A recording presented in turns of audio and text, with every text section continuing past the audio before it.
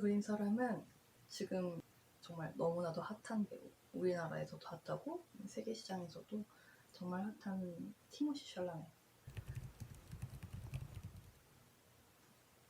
이 콜 미 바이 유 네임이라는 영화가 루카 과다니노 감독의 욕망 3부작 중의 마지막 편이죠.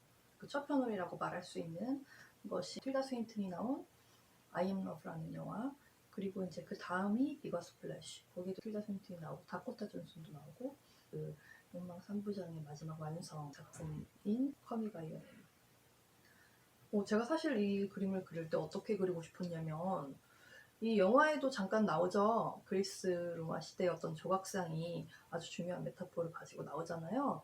그 아미 해머와 같이 악수하는 걸로 쓰이는 아이템으로 등장을 했는데, 과거의 한 순간을 상징하는 그 조각상이 괜히 등장하지 않은 건데, 그런 아이템이 나오기도 했고 그 영화에. 그리고 이 배우가 그리스 조각상처럼 좀 생긴 부분이 있어요. 근데 정면은 안 그런데, 그러니까 반칙이나 완칙을 보면, 저는 입시미술을 할때 석고를 그렸었거든요. 근데 그 석고 소묘까지 옛날 세대는 아니고 석고정물 수채화 거의 마지막 세대인데, 석고를 그래서 많이 그렸어요. 소형 석고부터 대형 석고까지 거의 그려봤고, 그 중에서 줄리안이라는 석고가 있어요. 만칙이랑 되게 닮았어요. 정면은 거의 안 똑같은데, 이 티모시 샬라메라는 배우가, 이 배우 얼굴이 하관이 되게 좁고, 반면에 이제 눈은 조금 비율상으로 약간 어긋났다 싶을 정도로 많이 크고, 코도 되게 존재감이 있죠. 이런 얼굴을 정면하고 측면의 느낌이 되게 다르거든요. 근데 아무튼 이 배우의 특유의 피사체로서 아름다운 그 느낌이 더 잘 나온 반칙을 좀 그리스 조각상 같은 느낌으로 그리고 싶었는데, 질감 표현에 약간 실패를 했고, 대신에 빛 느낌을 내는 데 집중을 했어요. 근데 사실 옛날 그 석고상들을 그리다 보면 제일 중요한 게 빛이거든요. 빛 조절을 어떻게 하느냐에 따라서 이제 그 얼굴에 표현되는 느낌도 되게 다르고, 그래서 아무튼 그래가지고 이분이 팬이 진짜 많잖아요. 그런데 이 사람이 왜 이렇게까지 스타성, 이 사람이 사실 체격이 굉장히 이상적인 것도 아니고, 어떻게 보면 아미모가 훨씬 전형적인 어떤 미남의 얼굴을 갖고 있고, 체격도 굉장히 훌륭하잖아요. 훌륭하다는 표현은 좀 거의 아킬레스 같은 그런 몸과 그의 얼굴 또한 미남의 표본 같은 그런 얼굴인데, 사람들이 티모시 샬라메에 훨씬 열광을 하죠. 왜일까? 그런 생각을 하게 되는. 이 사람이 갖고 있는 분위기가 있는 거죠. 너무나도 유약해 보이지만 볼품없는 마른 몸이 아니라 정말 아름다운 소네트 같은 그런 몸과 이 사람의 이 얼굴, 실제로 이 사람이 무슨 생각을 하고 있는지랑 관계없이 우리는 이 사람이 살짝 눈을 내리깔고 뭔가를 이렇게 생각을 하고 있는 걸 보면 진짜 바라보면서 상상하게 되는 것 같아요. 그런 힘을 갖고 있는, 그 주변의 공기를 약간 바꿔버리는 그런 얼굴인 거죠. 감독이 배우에게 기대하는 그런 부분이 있을 거예요. 바라는 점이 분명히 있을 거라고 생각을 하는데, 물론 이 배우들 중에는 정말 깨끗한 비어있는 스케치북 같은 그런 배우들도 있죠. 그래서 그 여백에다가 내가 원하는 내 물감을 막 쓰면 원하는 대로 색깔이 나오는, 발색이 되는 그런 배우들이 있는가 하면, 이런 배우는 그런 배우는 아닌 것 같아요. 이 배우 자체가 이야기를 갖고 있는 느낌이잖아요. 그렇다고 무슨 정형화되어 있는 틀이 있다 이게 아니라, 이 사람의 얼굴이나 몸만으로도 내가 원하는 어떤 표현을 할 수 있는 그런 기본적인 어떤 시의 구조를 갖고 있는 그런 배우라고 생각을 하거든요. 이 루카 구아다니노 감독이 콜 미 바이 유 네임을 제작하기 전에, 이제 촬영하기 전에 캐스팅 과정에 있어서 이 배우를 딱 떠올렸을 때, 내지는 만났을 때 어떤 느낌을 받았을지 전 그 순간을 생각하면 재밌더라고요. 이 감독이 엄청난, 본인은 그 말을 싫어하지만 스타일리스트예요. 이 사람 집만 봐도, 제가 사진 지금 같이 보여드릴 건데, 이 집이 밀라노 근처의 크레마라는 작은 도시에 있는 17세기 저택을 개조한 집인데, 그 집을 자기가 다 리모델링을 해서 지금 실제로 이제 거기서 살고 있어요, 이 사람이. 근데 이 집이 정말 황당하지 않나요? 물론 정서가 다르긴 하지만 이탈리아의 미적인 것에 다가가는 그런 자세나 태도나 시선이나, 특히나 이 사람은 예술가고 자기가 원하는 어떤 그런 형식에 대한 철학이, 주관이 아주 추천한 사람이니까. 그렇지만 이런 곳에 살면서 이런 영화를 만든다는 것이 어떻게 보면 조금 이질적으로 느껴질 정도로 아름다움에 대한 자신의 생각이 확실할 것 같은 사람인데, 재밌는 점은 이분의 인터뷰를 보면 자신은 아름다움이나 스타일에는 관심이 없다고 얘기를 해요. 그리고 오히려 그 형태가 갖고 있는 것, 그 사물의 쉐입이 갖고 있는 것에 집중을 하고, 그리고 본인이 그 욕망 트릴로지를 찍는 동안 그것을 만들 때 집중했던 부분은 그 욕망의 대상이 되는 것에 대해 그때의 감정, 느낌을 생각을 많이 했다고 얘기를 했고, 또 다른 인터뷰에서는 보이어라는 단어를 좋아한대요. 뒤에 이즘이 붙으면 관음증이라는 말이 되잖아요. 자기 그 단어를 좋아한대요. 그 보이어라는 그 단어를. 근데 실제로 이 욕망 트릴로지를 보면 아이엠 러브에서는 기본적으로 일단 틸다 스윈튼이 자신의 욕망을 투영할 수 있을 것 같은 가능성을 발견한 그 아들의 친구를 찾아서 도시를 미친듯이 돌아다니잖아요. 카메라가 틸다 스윈튼의 시선과 함께 계속 헤매잖아요. 성당으로 갔다가 막 횡단보도 올라갔다가 옆에 있는 서점 들어갔다가 쇼윈도를 갔다가 또 그 사람을 찾고 그러다 눈이 마주칠까봐 너무 두려워하면서 계속 헤매는 그 틸다 스윈튼의 느낌을, 감정을 카메라에 헤매는 그 워크로 계속 표현을 해줘요. 그리고 비거 스플래시에서는 그런 느낌이 조금 없기는 했는데, 콜미 바이 유 네임에서는 올리버가 등장하는 씬부터 엘리오는 올리버는 날 보지 못하는 곳에서 그를 관찰하잖아요. 그렇게 시작을 하자, 그들의 만남이. 뭐 처음에는 저 사람은 되게 좀 거만해 보이는 그 태도가 있는 것 같아. 그 친구한테 말하면서 약간 좀 불편한 내색을 비추다가, 그러다가 점점 이 사람이 신경 쓰이기 시작하고, 이 사람에게 빠져들고, 이 사람도 나를 갈구하는지 확인을 하고 싶어 하고, 그리고 그게 확인됐을 때 순간에 그 환희, 에너지가 폭발하는 그 순간의 감정들이 마구마구 영화에 표출이 되다가, 필연적인 어떤 헤어짐의 순간, 이별의 순간이 왔을 때 그 슬픔, 그리고 그 이후 모든 것에 대해 거의 분노하게 될 정도로 비극적인 슬픔을 토로하는 것 같은 벽난로 앞에서 우는 그 씬에서의 그 모습이라든지, 이제 그 모든 것이 이 배우의 얼굴로 표현이 되잖아요. 제가 얘기하고자 했던 것은 가늠증적인, 내지는 쫓아간다, 떠돌아다니다, 탐구하기 위해 헤매이다, 뭐 이런 표현을 감독이 좋아한다고 했고, 자기가 집중하는 것은 아름다움의 스타일 자체가 아니라 그 형식이 갖고 있는 것들이다 라고 얘기했던 것, 그리고 그것과 이 티모시 샬라메라는 배우의 얼굴 사이에 뭐가 있을지, 그 접점이 뭘지, 저는 그것에 좀 집중을 해서 생각을 다시 해봤어요.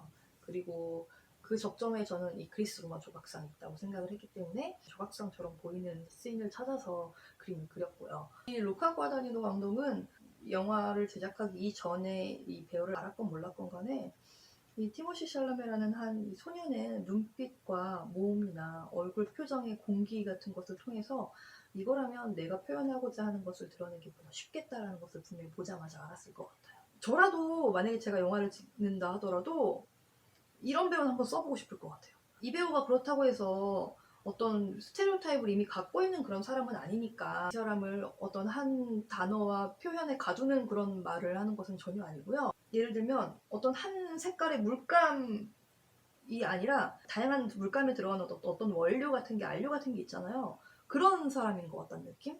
그래서 이거를 내가 요거랑 섞으면 이 색이 나오고 이거랑 섞으면 이 색이 나오는 그런 배우 같다는 느낌이에요.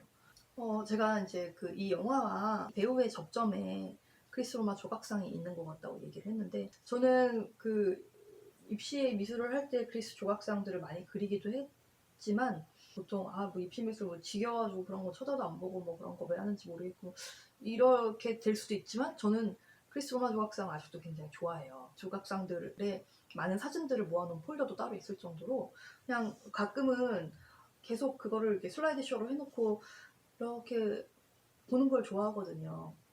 그 그리스 로마 조각상들을 보면 정말 많은 게 느껴져요. 그러니까 단순히 아름답다는 느낌이 아니라 그 시대가 철학과 문학과 뭐 아름다움을 탐구하는 모든 학문에 대한 점에 있어서 당대 어떤 나라보다도 문화적으로 융성했던 그런 시기잖아요.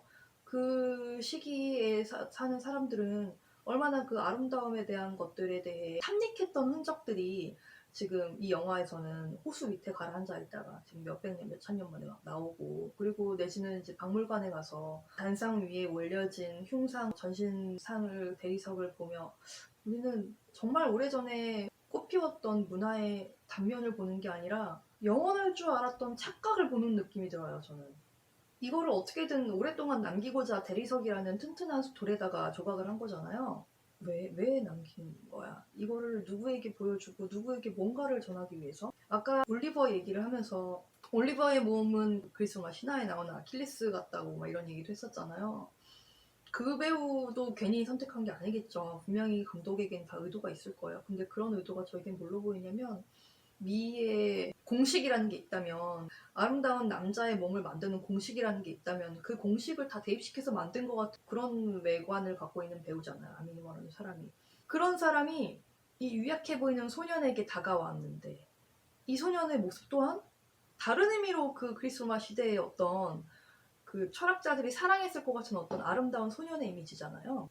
그 둘을 이렇게 골라놓고 그 둘의 사소하지만 어쨌든 분명히 존재했던 갈등을 완화시키는 도구로 아름다운 호수 밑에 가라앉아 있던 오래전에 융성했던 문화의 한 파편에 불과한, 이제는 다 녹슬고 이끼가 쓸어버린 조각상의 그냥 팔 한쪽 그 단편으로 그 둘은 서로에 대한 약간 싹 트는 것 같은 믿음이라든지 분위기의 와해를 구사하죠. 그것이 저는 어떻게 보면 이 영화의 가장 큰 줄기 중에 하나라고 생각을 해요. 그 씬과 이제 마지막 엘리오가 벽난로 앞에서 울면서 자신의 이름을 부른 엄마를 돌아보며 마무리되는 그런 영화에서 우리는 이 약간 다른 얘기지만 이 엘리오라는 소년이 여기서 멈추지 않고 분명히 이것을 딛고 일어날 텐데 그 다음은 어디를 향할지 궁금해하게 되죠.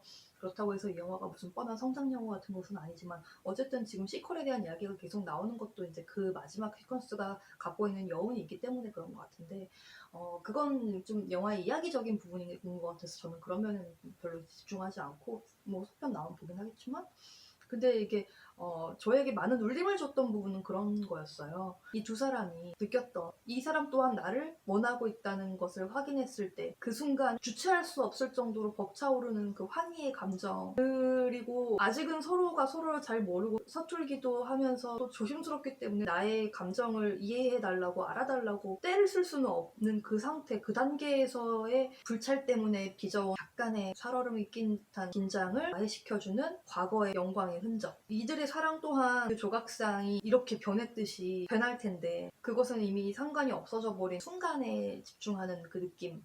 그 느낌이 저는 사실 제가 이 영화에서 가장 좋았던 부분이에요. 우리가 그 사랑하는, 좋아하는 사람한테서 바라는 것들이 있잖아요. 뭘 해달라 이게 아니고 사실 그 사람은 전혀 그런 사람이 아닌데 나는 그냥 내가 보고 싶은 대로 보고 그럴 때가 있죠. 특히나 이제 잘 모르는 초기에 나 혼자 빠져드는 그런 시기에는 더욱더 그 사람은 사실상 뭐 의미 있거나 진지하거나 그런 생각을 하지 않고 그냥 그 사람은 이런 얼굴일 뿐인데 그 상태에서 그냥 턱을 좀 괴고 아, 이따 뭐 먹지? 예를 들어서 뭐 이런 정도의 생각만 하고 있을 수도 있는데 나는 그것을 보고 빠져들어 버리는, 심쿵해버리는 그런 순간이 생길 때가 있고 그러다가 알게 되고 나서는 아, 이 사람이 알고 보니까 그런 면이 있었네. 나는 그저 너무나도 아름답고 항상 몽상을 하고 있을 것 같은 환상을 이미 뒤집어 씌워놨는데 물론 그거 새로운 어떤 일상적인 면을 알게 되면서 좋아지는 물론 그런 면도 있지만 그 껍데기가 갖고 있는, 껍데기라고 해서 안 좋은 건 아니라고 생각해요. 그 주변에 공기를 갖고 있는 사람들이 있잖아요.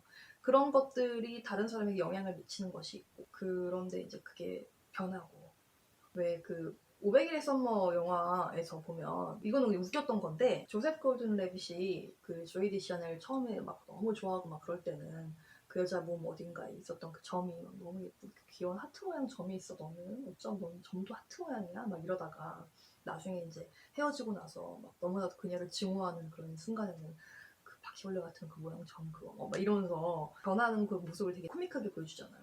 근데 왜 우리가 실제로 어떤 것을 좋아할 때 그 사람의 어떤 면모가 이별을 하고 나서나 감정이 변하고 나서는 같은 그런 건데 완전 반대쪽에 있는 걸로 이렇게 팍 바뀌는 걸 체험할 때가 있잖아요. 예를 들어서 나는 이 사람이 너무 깔끔하고 섬세하고 그래가지고 좋았는데 이 헤어지고 나니까 저 편집증 저거 진짜 저 컨트롤 프릭 막 약간 이렇게 되는, 너는 야 너 그렇게 깔끔 떨고 살면 누구랑도 못 살아 막 이렇게 되고 뭐 뭘 바라봤던 거지 막 이렇게 되는 순간들이 있잖아요.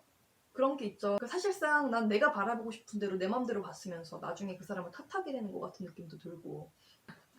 근데 아무튼 보고 싶은 대로 본다는 그런 느낌을 많이 받게 하는 그런 경험들과 그리고 이 엘리오가 올리버에게 빠져들었던 그 순간과 사실은 나중에 결혼한다고 뭐 연락 오잖아요. 이 사람은 사실은 애인이 그때 있었던 걸 수도 있고 이 사람이 이 미국에서 어떤 삶을 살았는지는 아무것도 모르면서 그 순간 함께했던 그 순간만을 믿는, 그 순간만을 보는, 이 사람이 나의 뭔가를 완전히 딱 충족시켜줬을 때 내가 느끼는 그 해방감, 그리고 그가 내 이름을 불러주었을 때, 자신의 이름으로 나를 불러주었을 때 그 황홀한 느낌, 뭐 이런 것들이 이 소년에게 어떤 영향을 끼친 뭐 그런 모습이 이제 영화에서 많은 햇살과 뭐 그런 것으로 표현이 되죠. 그렇다고 해서 뭐 루카 구아다니노 감독이 뭐 사랑에 빠진 순간의 황홀경 뭐 이런 걸 표현한 거라고 생각은 들지 않아요. 물론 그것 자체로 의미가 있는 것이긴 하지만 이 욕망 3부작은 루카 감독이 세계를 바라보는 방식을 아주 잘 알게 해준 그런 영화들이었다고 생각을 해요. 제가 느끼기에, 제 생각에 루카 감독은 아주 미시적으로 세계를 바라보고 있다고 느껴져요.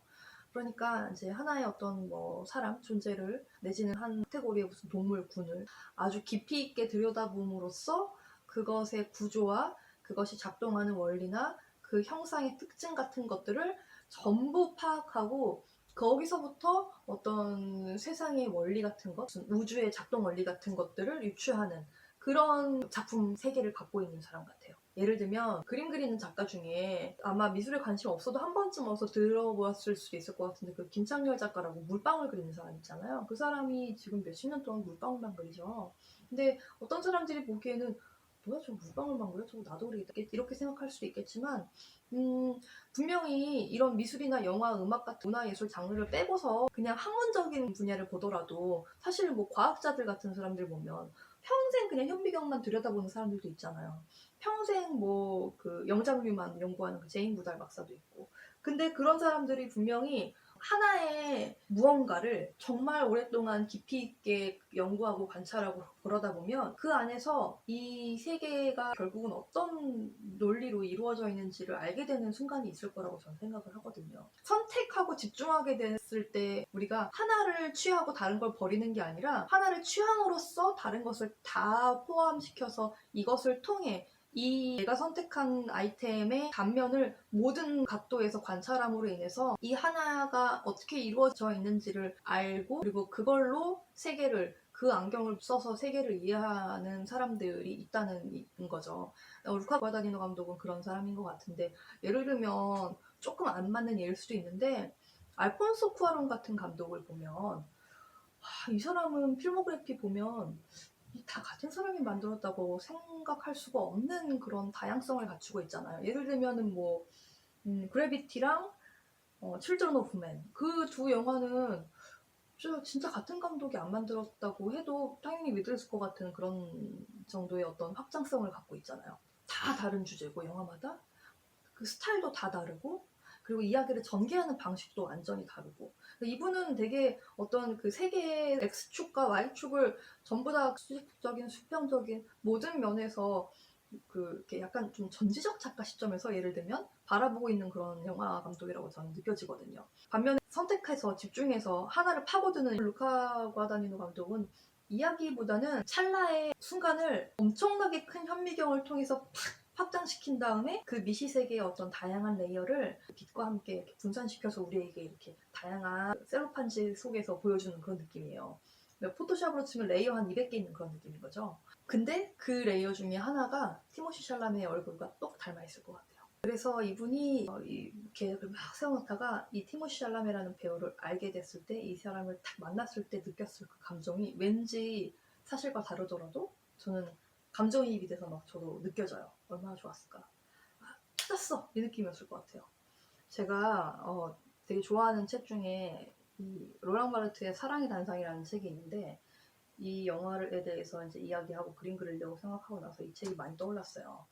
이게 뭐 롤랑 바르트의 철학자니까 되게 어려운 책일 거라고 생각할 수 있지만 사실 이거 정말 절절한 연애의 기록이거든요. 이 사람이 사랑에 대해서 정말 말 그대로 떠오르는 것들을 진짜 정말 쉽게 적어놓은 그런 책이에요. 되게 재밌어요. 나중에 저 이 책에 대한 것도 한번 해보고 싶긴 한데 너무 좀 약간 진지충전처럼 보일까봐 아직 좀 조심스러운데 이거 사실 한 모든 챕터가 다 이 영화랑 너무너무 잘 맞아떨어지는 것들이 많거든요. 근데 그중에 그 사람의 몸이라는 챕터의 한 부분을 제가 한번 읽어드릴게요. 나는 그의 얼굴, 그의 몸의 모든 것을 냉정하게 다 보았다.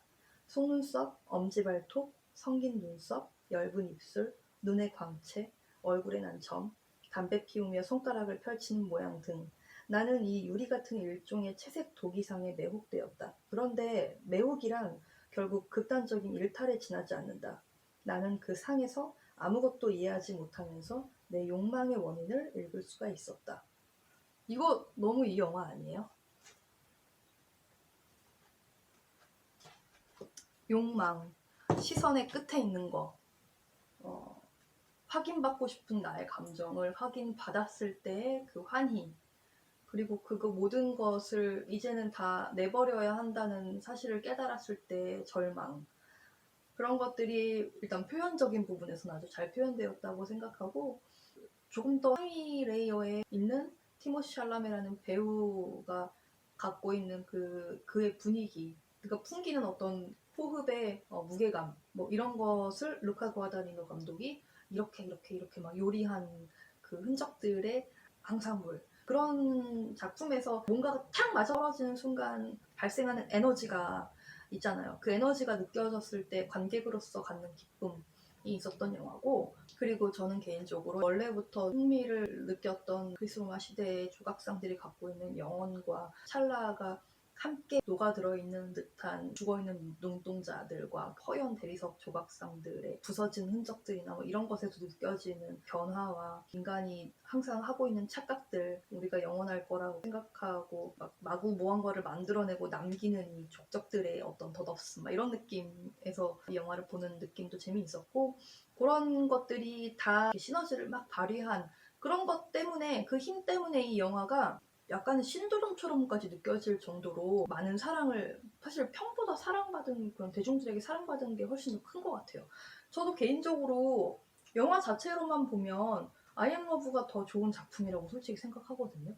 근데 이 영화는 도저히 등 돌릴 수 없는 그런 게 있어요. 이 감독님이 자기는 스타일이나 아름다움 자체는 별로 관심이 없다고 얘기를 했지만, 이 사람도 분명히 부인할 수 없을 거예요. 이 영화가 갖고 있는 그 아름다운 스타일이 얼마나 우리를 매혹시켰는지. 그리고 이분도 한 번은 또 인터뷰에서 그런 얘기를 했었어요. 그러니까 정확한 워딩은 안 떠오르는데, 이제 제가 이해한 어떤 느낌은 뭐였냐면, 예술 작품을 만들고 나면 자기 손을 떠나 보내고 영화라면 이제 개봉을 시켜서 관객들에게 보이면 그 순간부터 자기의 힘을 벗어난 자체적인 그냥 존재가 돼버리는 거, 그런 게 있잖아요.